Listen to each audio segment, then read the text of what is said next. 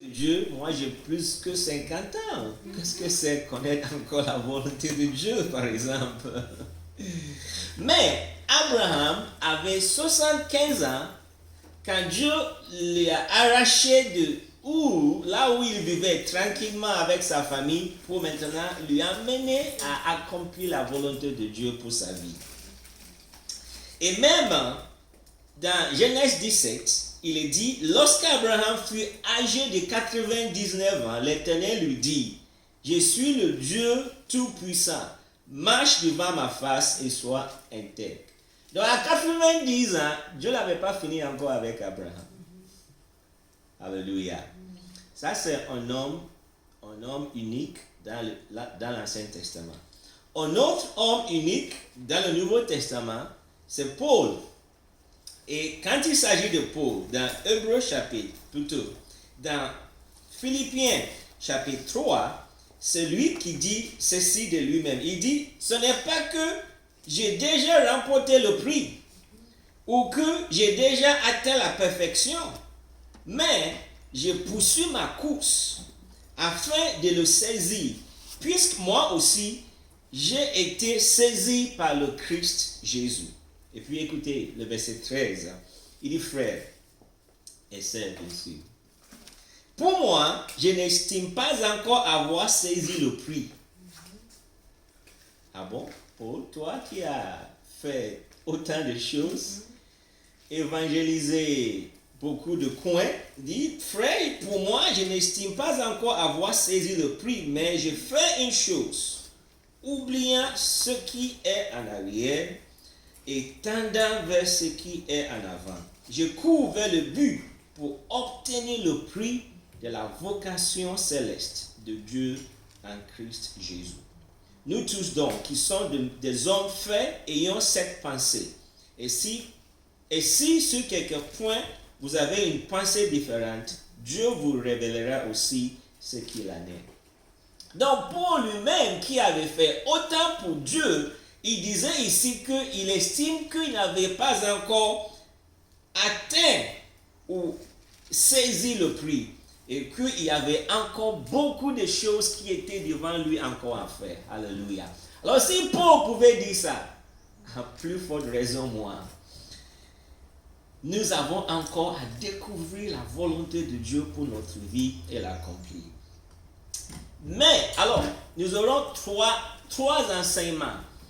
3 séries. Et en fait, je ne peux pas découvrir la volonté de Dieu pour ma vie si je n'ai pas d'abord découvert la volonté de Dieu. Dieu a une volonté, Dieu veut faire quelque chose. Donc, il faut d'abord que je découvre la volonté de Dieu. Quel est le plan de Dieu pour cette création? Alors, nous allons voir la volonté ou le plan de Dieu d'abord. Et c'est dans le plan de Dieu, nous allons trouver donc que Christ est au centre du plan de Dieu. Et quand nous découvrons la place, la position de Christ par rapport à la création, par rapport au plan de Dieu, alors nous allons découvrir donc la place que l'Église occupe, parce que l'Église c'est le corps de Christ. C'est l'épouse de Christ. Alors quand on découvre la place de Christ dans la création ou dans l'univers, nous découvrons ainsi la place que l'Église occupe dans le plan de Dieu. Et quand nous découvrons la place que l'Église occupe dans le plan de Dieu, alors nous découvrons nos places parce que nous sommes que les membres de cette Église qui est le corps de Christ. Donc, en fait, si je commence d'abord à dire, oh Dieu, révèle-moi ta volonté. Dieu, révèle-moi ta volonté. J'ai mal commencé. Vous comprenez? Parce que la volonté de Dieu que je peux comprendre pour être myope et médiocre, parce que je n'ai pas encore vu le grand plan.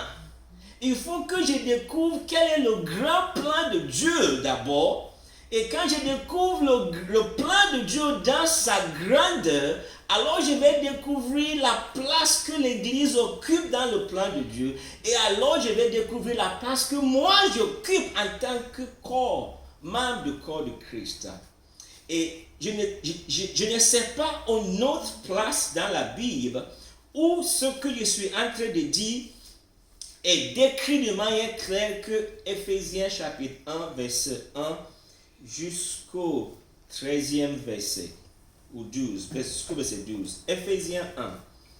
Éphésiens chapitre 1, verset 1 à 12. Je vais le lire de manière très attentive, lentement, pour que nous puissions saisir là où le mot la volonté de Dieu.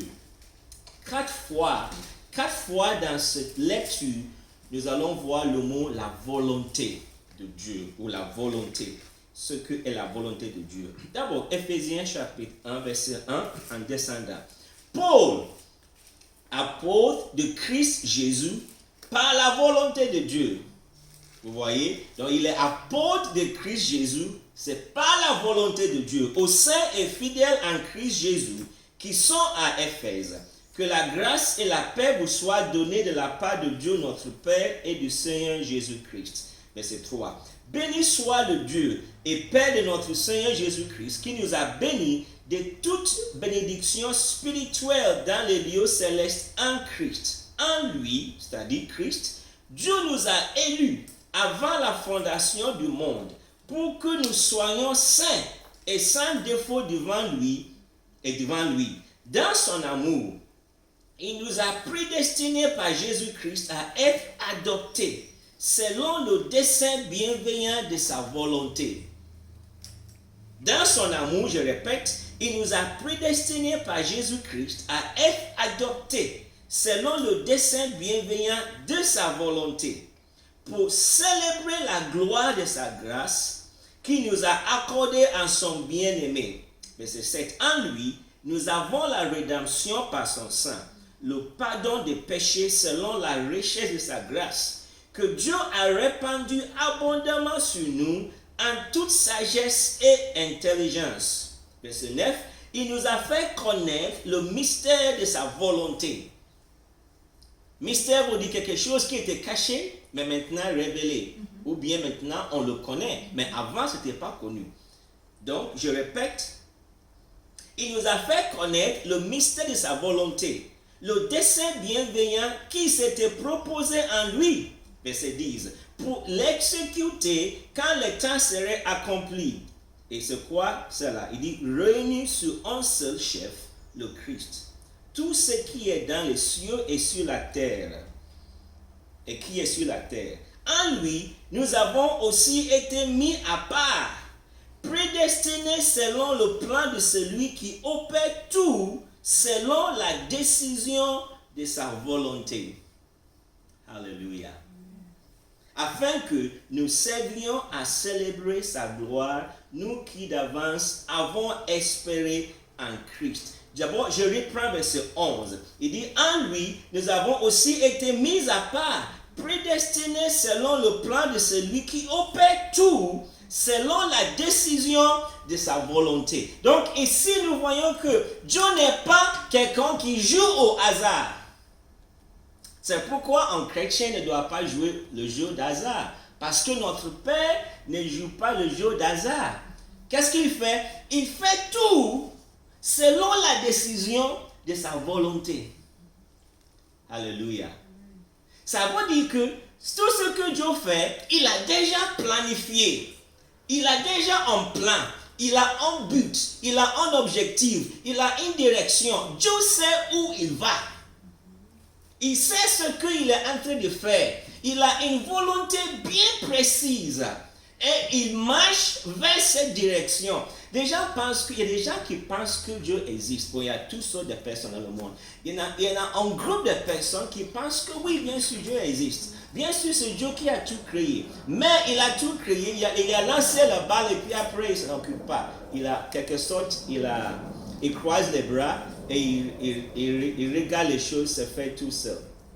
Et il ne comprend pas du tout ce que c'est le Dieu de la Bible. Non, Dieu est à l'œuvre. Jésus disait dans Jean, il est à l'œuvre, il est en train de marcher et œuvrer vers sa volonté. Il a quelque chose en vue, il a un plan, il a un projet et il marche vers cet objectif-là. Alors, nous voyons dans ce passage, il est décrit clairement au verset 10. Qu'est-ce que Dieu veut faire? Il est dit que ceci, pour l'exécuter, quand les temps seraient accomplis, réunis sous un seul chef, le Christ, tout ce qui est dans les cieux et ce qui est sur la terre. C'est le résumé. Si on dit qu'est-ce que Dieu est en train de faire, c'est simple. Dieu est en train de réunir, c'est-à-dire que ramener ensemble tout ce qui est dans le ciel et sur la terre sous une seule personne, Christ, son Fils. Pour que Christ soit le chef de toute sa création un jour.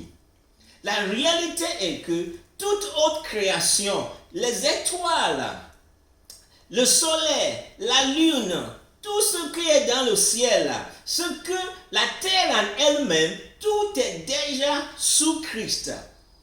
Il n'y a qu'une sorte de création, les êtres humains, qui se sont rebellés. Et Dieu est en train de œuvrer maintenant pour amener tout homme, bien sûr, tout homme qui va obéir. Tout homme, il est dit, afin que tout genou fléchisse et toute langue confesse que Jésus-Christ est Seigneur. Alléluia. Donc, chers amis, Dieu n'est pas en train de dormir. Il n'est pas en train de faire un sieste. Il n'est pas en train de se reposer. Il est bien à l'œuvre. Il est en train d'exécuter sa volonté. Il est en train de faire de sorte que sa volonté soit accomplie. Il est à l'œuvre. Et quand nous découvrons dans le plan de Dieu, nous découvrons la place de l'Église et nous découvrons la place de chacun de nous en tant que membre de l'Église. Maintenant, dans la création, il nous faut d'abord découvrir la place que Christ occupe dans la création, dans l'univers. Si nous voyons la place que Christ occupe, alors nous pouvons apprécier et voir la place que l'Église occupe. Parce que l'Église est le corps, l'épouse de Christ. Alors nous allons passer quelques temps pour regarder quelle est la place que Christ occupe dans la création de Dieu. Dans cette création. Colossiens chapitre 1. Colossiens 1. En commençant par le verset 15, je lis, il parle de Christ. Il est l'image de Dieu invisible, le premier-né de toute la création. Car en lui, c'est-à-dire Christ Jésus, car en lui, tout a été créé dans les cieux et sur la terre, ce qui est visible et ce qui est invisible, trône, souveraineté, principauté, pouvoir, tout a été créé par lui et pour lui. Il est avant toutes choses et tout subsiste en lui. Il est la tête du corps de l'Église.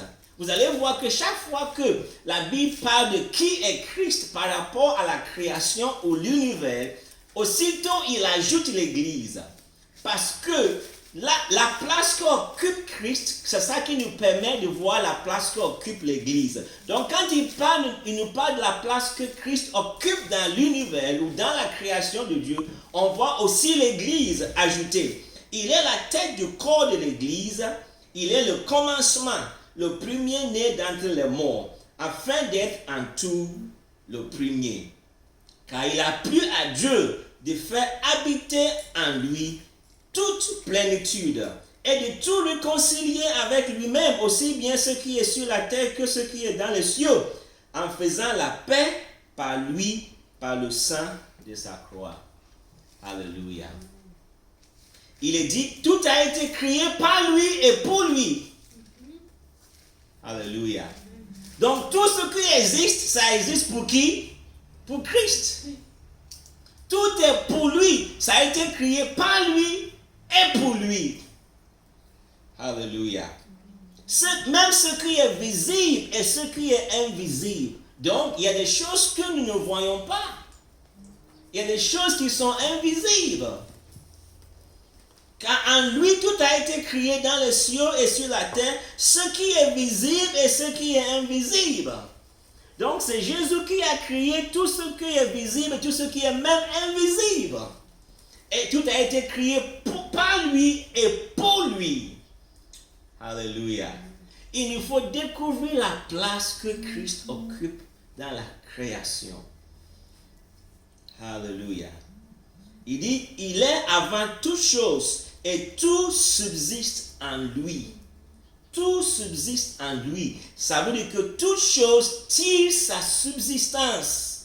Toute chose existe à cause de lui. Ça veut dire que si Jésus aujourd'hui, je ne sais pas s'il doit parler ou bien il doit appuyer un bouton, mais s'il doit appuyer un bouton pour que quelqu'un meure, dès qu'il appuie le bouton, cette personne va mourir.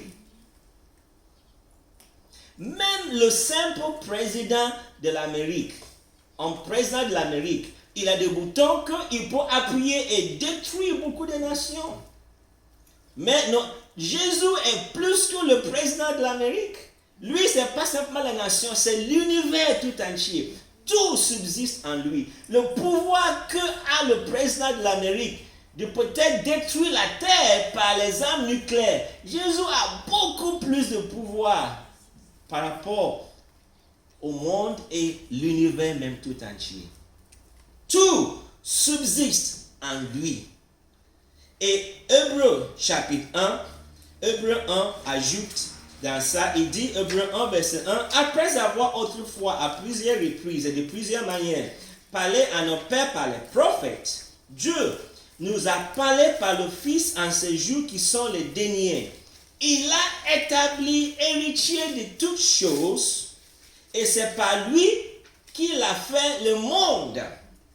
Ce Fils qui est le rayonnement de sa gloire et l'expression de son être, soutient toutes choses par sa parole puissante. Après avoir accompli la purification des péchés, il s'est assis à la droite de la majesté divine dans les lieux très hauts, devenu d'autant supérieur aux anges qu'il a hérité d'un nom bien différent de leur. Alléluia. Il soutient toutes choses par sa parole puissante. Donc je pense qu'il n'appuie pas un bouton. Il dit. S'il dit, celui-là, il doit s'éteindre aujourd'hui, il va s'éteindre. Si quelqu'un est en train de s'éteindre, il dit que tu ne vas pas t'éteindre aujourd'hui. Vivre, il va vivre. Alléluia. Il soutient toutes choses par sa parole. C'est sa parole qui donne la vie, c'est sa parole qui reprend la vie. Toutes choses subsistent par la parole de Jésus. Nous devons connaître la place que Jésus occupe dans l'univers, dans la création.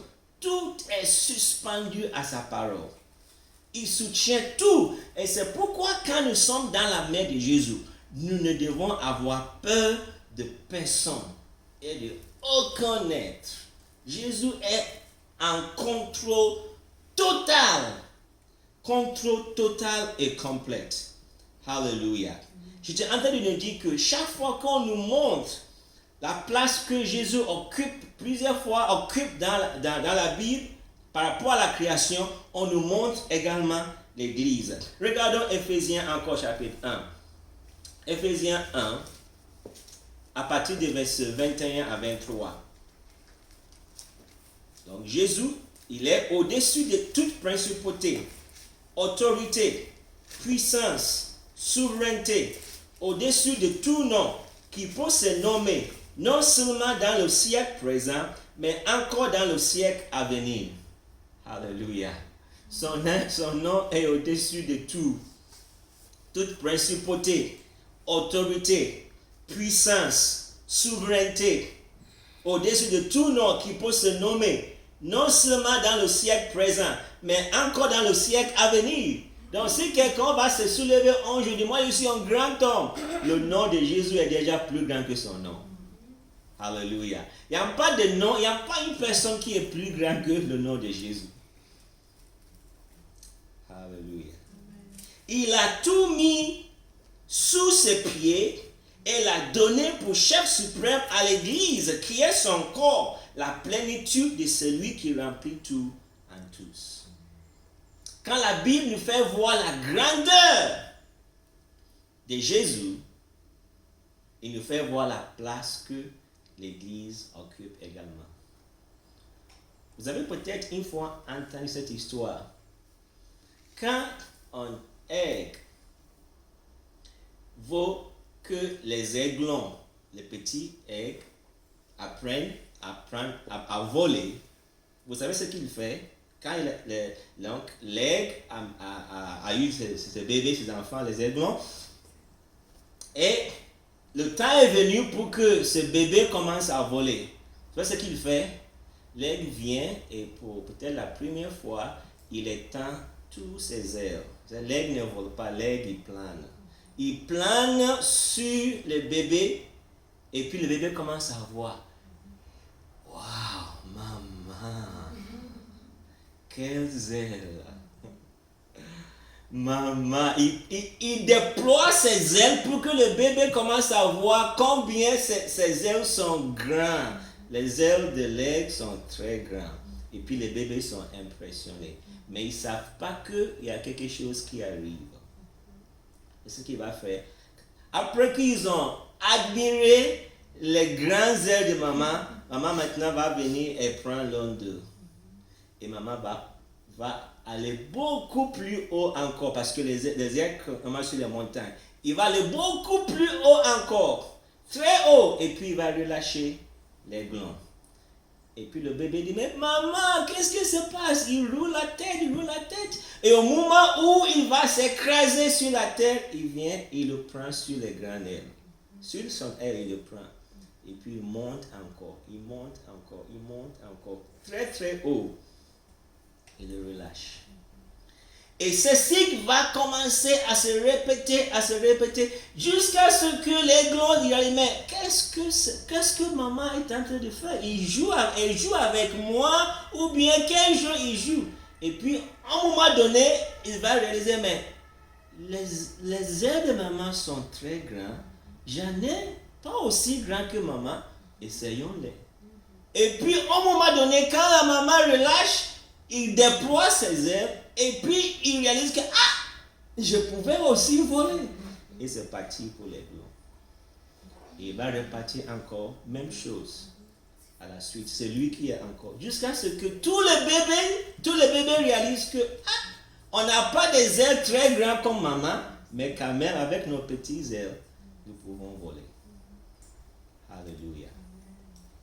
Alléluia. Jésus nous montre sa puissance, sa grandeur. Dans la Bible, on voit quelle place Jésus occupe dans l'univers tout entier. Et il nous voit aussi que nous sommes attachés à lui. L'Église est son corps. Et quand nous voyons la place de Christ, nous voyons la place de l'Église, alors nous voyons notre place dans le projet et dans le plan de Dieu. Regardons ce que la Bible dit également dans Psaume 2 et Psaume 110. On va lire deux psaumes, Psaume 2 et puis Psaume 110. Psaume 2 et Psaume 110. Pourquoi les nations s'agitent-elles et le peuple ont-ils des vaines pensées? Les rois de la terre se dressent et les princes se liguent ensemble contre l'Éternel et contre son Messie. Brisons leurs liens et rejetons loin de nous leurs chaînes.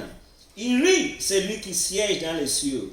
Le Seigneur se moque d'eux. Il leur parle dans sa colère et dans sa fureur il les épouvante. C'est moi qui ai sacré mon roi sous Sion, ma montagne sainte. Je publierai le décret de l'Éternel. Il m'a dit, tu es mon fils. C'est moi qui t'ai engendré aujourd'hui. Demande-moi et je te donnerai les nations pour héritage et pour possession les extrémités de la terre. Tu les briseras avec un cèdre de fer, comme le vase d'un potier. Tu les mettras en pièces. Et maintenant, roi, ayez du discernement. Recevez l'instruction, juge de la terre. Servez l'Éternel avec crainte. Soyez dans l'allégresse en tremblant. Embrassez le Fils, de peur qu'il ne se mette en colère et que vous ne périssiez dans votre voie. Car sa colère est prompte à s'enflammer. Heureux tous ceux qui se réfugient en lui. Alléluia.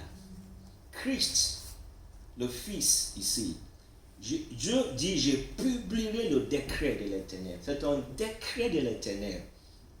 Tu es mon fils, tu es mon fils. C'est moi qui t'ai engendré aujourd'hui. Demande-moi et je te donnerai les nations pour héritage et pour possession les extrémités de la terre. Donc quand le monde dit on ne veut pas que Christ règne ici, il blague tout simplement. Un jour il va régner. Il va régner sur toute la terre. En fait, sur tout l'univers, il va régner. Psaume 110. Psaume 110 également, il est dit, oracle de l'Éternel à mon Seigneur, assis-toi à ma droite, jusqu'à ce que je fasse de tes ennemis ton marchepied. L'Éternel étendra du signaux le sec de ta puissance. Domine au milieu de tes ennemis. Ton peuple est plein de dévouement au jour où tu rassembles ton armée, avec des ornements sacrés du sein de l'aurore. À toi la rosée de ta jeunesse. L'Éternel a juré et ne le regrettera pas. Tu es sacrificateur pour toujours, à la manière de Melchizedek. Le Seigneur est à ta droite. Il écrase des rois au jour de sa colère. Il exerce le jugement parmi les nations. Tout est plein de cadavres. Il écrase le chef d'un vaste pays. En chemin, il boit au torrent. C'est pourquoi il relève la tête. Alléluia. Gloire à Dieu. Jésus est proclamé le Messie, le chef, le roi de toutes choses. Dans 1 Corinthiens chapitre 15, j'aime beaucoup ces passages. 1 Corinthiens 15, 24 à 28. 1 Corinthiens 15, 24 à 28. Pour nous dire ceci, il dit, ensuite viendra la fin, quand il remettra le royaume à celui qui est Dieu et Père. Donc il s'agit de Christ. Ensuite viendra la fin, quand il remettra le royaume à celui qui est Dieu et Père, après avoir aboli toute principauté, tout pouvoir et toute puissance. Car il faut qu'il règne jusqu'à ce qu'il ait mis tous ses ennemis sous ses pieds. Le dernier ennemi qui sera détruit, c'est la mort. Dieu, en effet, a tout mis sous ses pieds. Mais lorsqu'il dit que tout lui a été soumis, il est évident que celui qui lui a soumis toutes choses est accepté. Et lorsque toutes choses lui seront soumises, alors le Fils lui-même sera soumis à celui qui lui a soumis toutes choses, afin que Dieu soit tout en tous. Alléluia. Alléluia. C'est beau. C'est beau. Dieu est en train de réunir toutes choses maintenant sous Christ comme le chef. Et après que le Père a remis toutes choses sous Christ, maintenant le Fils va remettre tout au Père. C'est beau. C'est beau, c'est merveilleux. Alléluia. C'est ça la place qu'occupe le Fils. Parce que le Fils a payé le prix afin que l'homme qui était rebelle puisse revenir encore à Dieu. Dans Colossiens chapitre 1, c'est le Fils qui a payé le prix pour que l'homme soit réconcilié avec lui-même. L'homme soit réconcilié avec Dieu.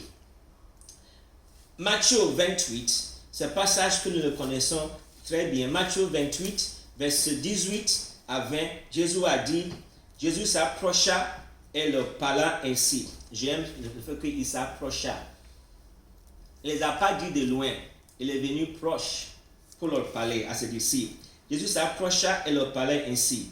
Donc, ça veut dire qu'il est venu proche et il disait, écoutez-moi bien. Ce que je vais vous dire est très important. Écoutez-moi très bien ce que je vais vous dire. Tout pouvoir m'a été donné dans le ciel et sur la terre. Alléluia. Ce n'est pas de la blague. Tout pouvoir est donné à Jésus. Dans le ciel,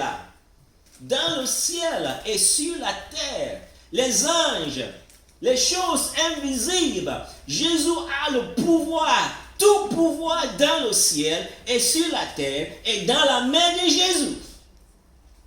Alléluia. nous ne devons pas avoir honte ou peur ou quoi que ce soit pour le dire. C'est ce que la Bible déclare. Jésus détient tout pouvoir dans le ciel et sur la terre. Alléluia. Un soldat ou un policier en France, dans ce pays qui porte son habit, il sait que il agit au pouvoir de l'État. En tout cas, tant qu'il est en France, il agit au pouvoir de l'État. Tout pouvoir de l'État, il peut agir au nom du pouvoir de l'État. Nous, Jésus a dit, tout pouvoir dans le ciel et sur la terre est dans sa main. Et puis il dit, allez, faites de toutes les nations des disciples. Baptisez-les au nom du Père, du Fils et du Saint-Esprit. Enseignez-leur à garder tout ce que je vous ai prescrit. Et voici, je suis avec vous tous les jours jusqu'à la fin du monde. Alléluia. Il est important de découvrir la place que Jésus occupe dans l'univers, dans toute la création. Parce que c'est quand on voit le plan de Dieu dans sa globalité que nous pouvons voir la place de l'Église et ma place alors. Si je ne vois pas le plan de Dieu dans sa globalité, je peux me contenter d'un petit coin. C'est ça la volonté pour moi. Dieu, c'est un petit coin. Et rester dans mon petit coin. Mais quand je vois le plan de Dieu et combien il est grand, alors je vais aussi voir les choses selon la grandeur de Dieu, ce que Dieu vraiment m'appelle à faire. Ça ne serait pas médiocre, ça ne serait pas myope. Je vais découvrir le plan de Dieu. Alléluia. Je vais retourner à Éphésiens chapitre 1, là où on a commencé pour terminer. Éphésiens 1. Parce que ce passage, en fait, est la base de découvrir et connaître la volonté de Dieu. Éphésiens 1. Pendant les deux autres passages qu'on va voir, on va toujours revenir dans Éphésiens chapitre 1. Éphésiens 1. D'abord au verset 1, le passage où il est question de volonté de Dieu. Paul lui-même, il dit, Paul, apôtre de Christ Jésus, par la volonté de Dieu. Donc Paul dit, si je suis apôtre de Christ Jésus, c'est parce que c'est la volonté de Dieu.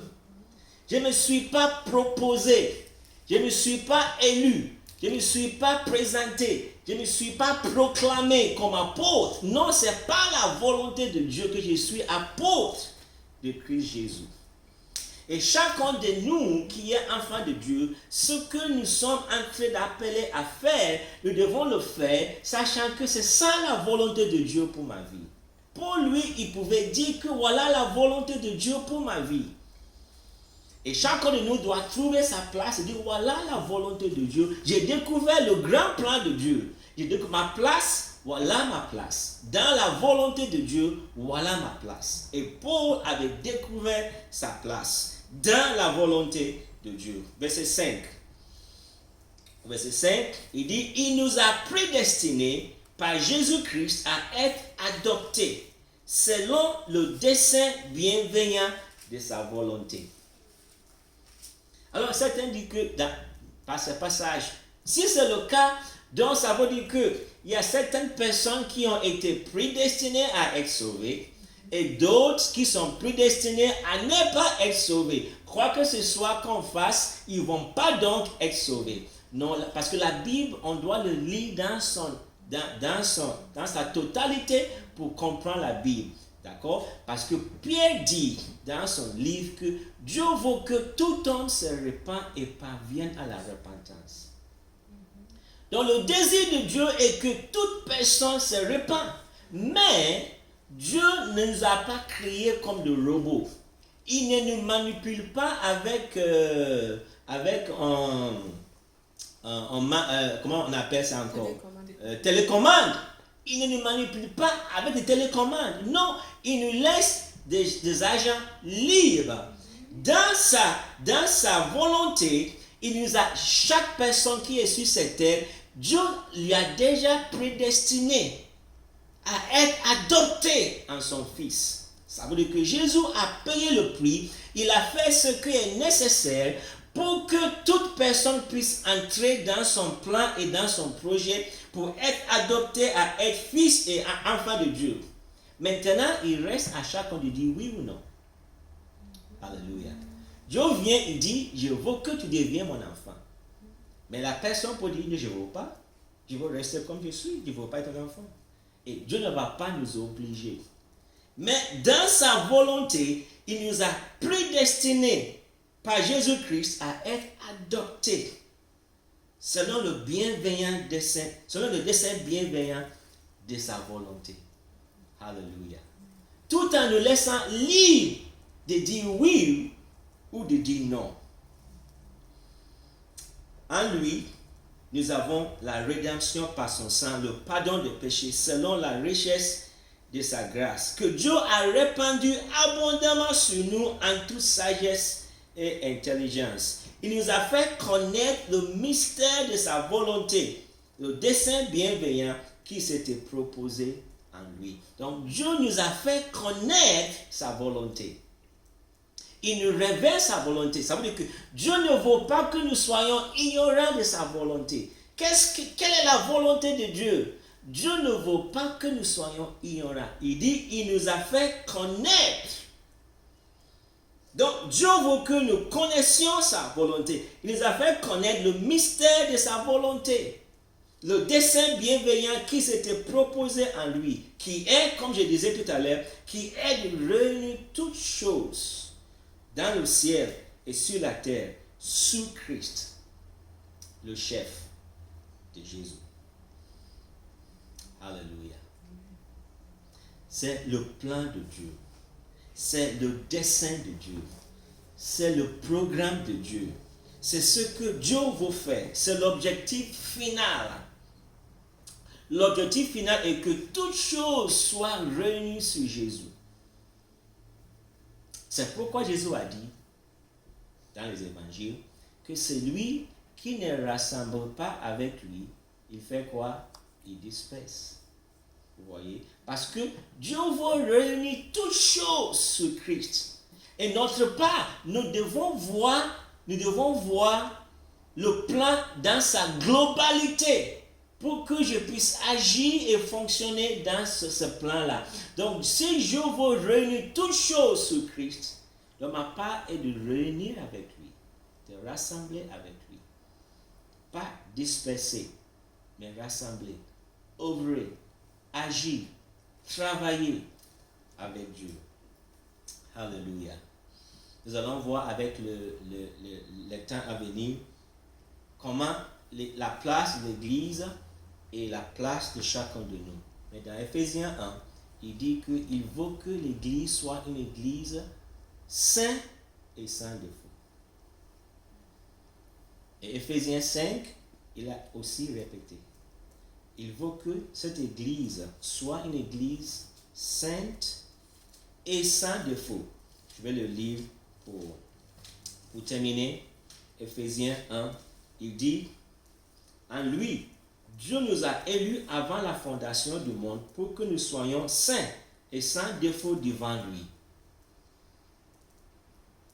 Ça fait partie de son plan. Son plan est que nous, ses enfants, nous soyons saints et sans défaut.